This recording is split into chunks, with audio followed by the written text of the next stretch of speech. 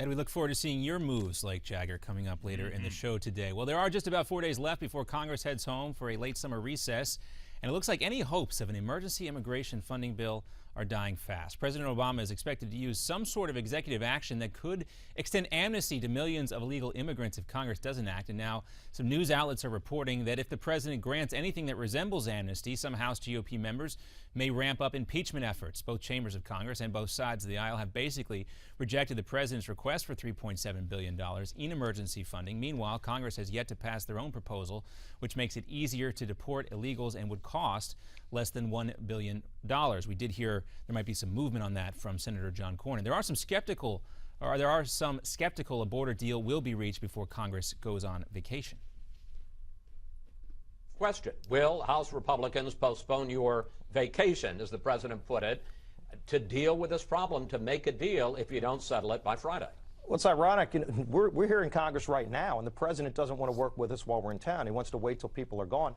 The president has a lot of time on his schedule to secure fundraisers. He has no time to secure the border.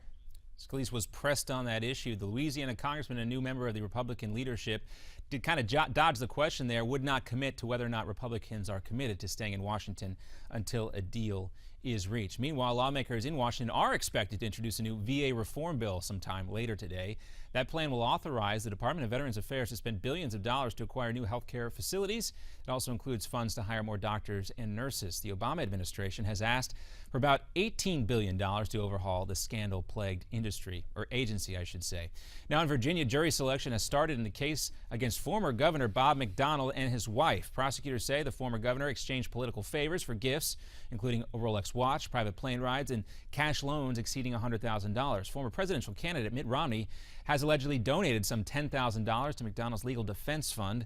This according to the Virginia Public Access Project. And a new CNN poll suggests that former Republican nominee Mitt Romney would actually beat President Obama if there were a 2012 presidential rematch. According to this poll, Romney would receive 53% of the popular vote compared to 44% for President Obama. Former Governor Romney has said he will not run in 2016. Now, back to Ed.